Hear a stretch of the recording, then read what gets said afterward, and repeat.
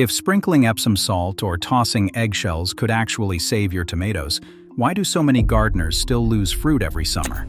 The truth is, these so-called boosters rarely deliver and sometimes make things worse. Behind the viral hacks, real research tells a different story. So, what do extension scientists know that most gardeners don't? The answer could change your entire harvest. Tomato growers have chased quick fixes for generations.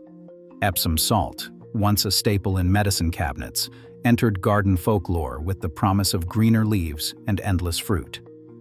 University extension researchers tested the claim and found a different story. Epsom salt is magnesium sulfate.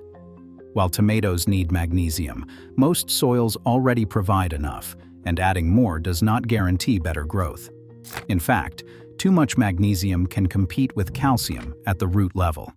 When that happens, the fruit becomes vulnerable to blossom end rot, a disorder that shows up as dark, sunken spots at the blossom end of tomatoes.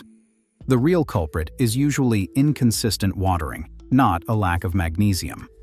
Plants rely on a delicate balance: calcium, magnesium, water, and steady root function. Dumping extra salts into the soil can tip that balance, drawing water away from roots and leading to what extension scientists call osmotic injury. Instead of saving the crop, the well-meant spoonful of Epsom salt can leave tomatoes shriveled and scarred.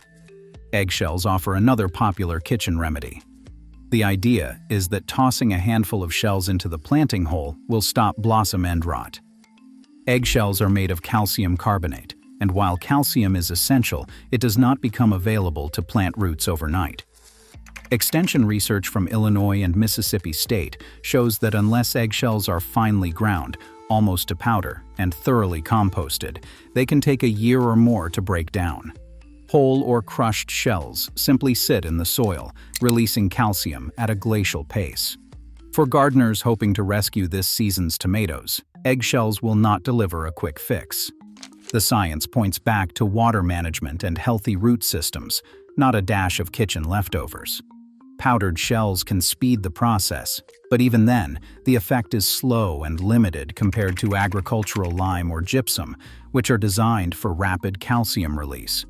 The evidence is clear: both Epsom salt and eggshells miss the heart of the problem. Quick additives promise a shortcut, but the real solution lies in understanding what plants actually need and how those needs are met in living soil.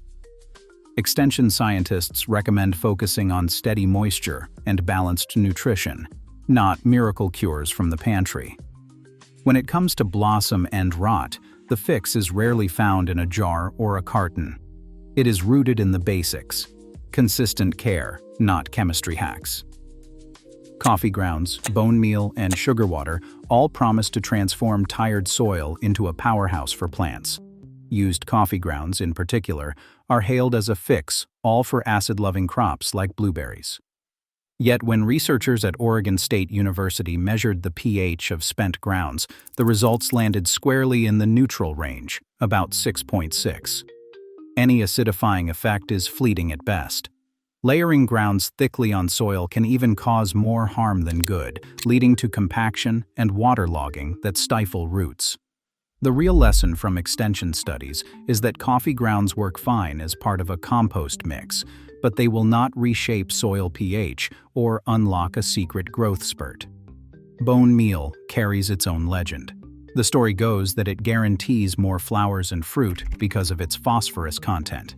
But phosphorus does not move freely in soil. Its availability hinges on pH, and most garden soils already contain enough. When soil pH rises above 7, the phosphorus in bone meal becomes locked away, inaccessible to roots. Extension guidance from Colorado State and the University of Minnesota confirms that adding more bone meal rarely improves bloom count unless a soil test shows a true deficiency. Worse, excess phosphorus can wash away in runoff, feeding algae blooms in waterways and disrupting local ecosystems. The promise of instant color and bounty ignores the bigger picture, because light, genetics, and steady watering shape blooms far more than any single nutrient.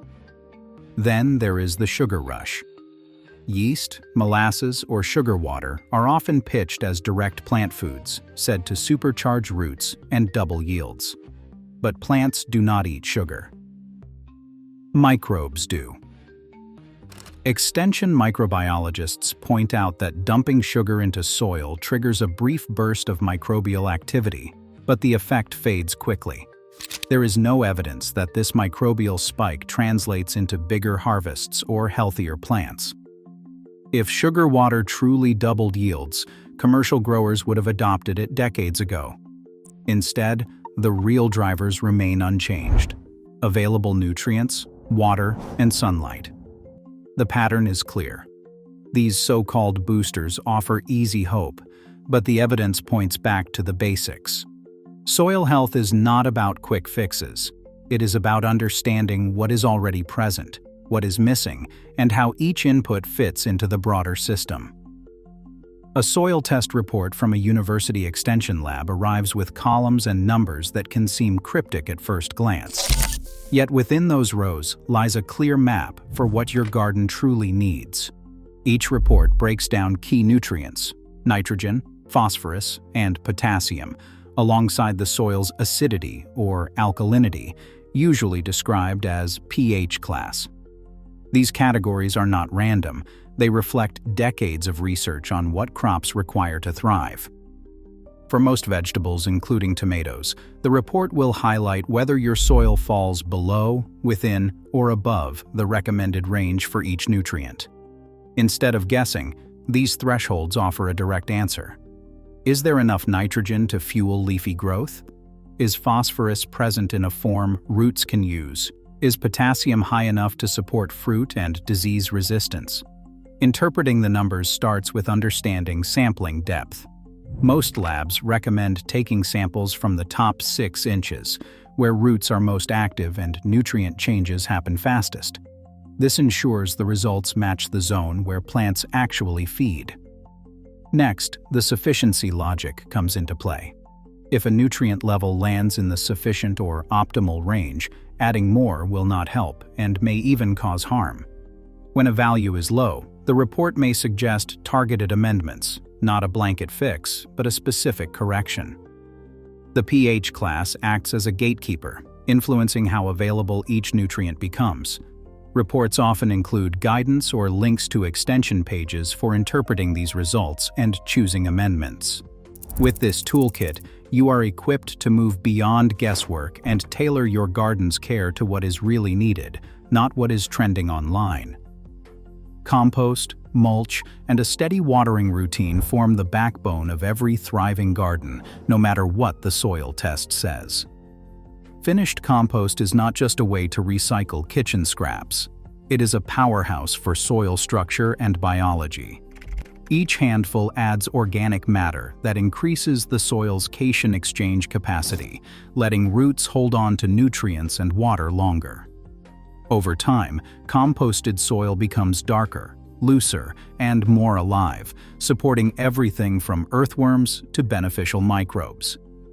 Mulch steps in as a silent partner. A 2 to 3 inch layer of straw, shredded leaves, or bark shields the soil from the sun, slowing evaporation and keeping moisture levels steady. This blanket also helps prevent wild swings in soil temperature and suppresses weeds that compete for nutrients. Extension research shows that mulched beds lose far less water to the air, meaning less stress for roots and fewer nutrient uptake problems. Consistent watering ties it all together. Plants depend on regular moisture to move nutrients from soil to leaf and fruit. When water comes in fits and starts, roots struggle, and the risk of disorders like blossom end rot climbs. A simple routine, watering deeply when the top inch of soil dries out, keeps the flow steady and supports healthy growth. These practices do not chase quick results. Instead, they build resilience into the garden's foundation. Compost, mulch, and mindful watering work in every climate, with every crop, and for every gardener willing to trade shortcuts for lasting results. Science shows that no shortcut replaces understanding your soil. As climate shifts and resources tighten, guessing with garden fads risks more than wasted effort. It can harm plants and ecosystems. Today, the real growth comes from knowledge, not kitchen remedies. The garden thrives when evidence leads the way.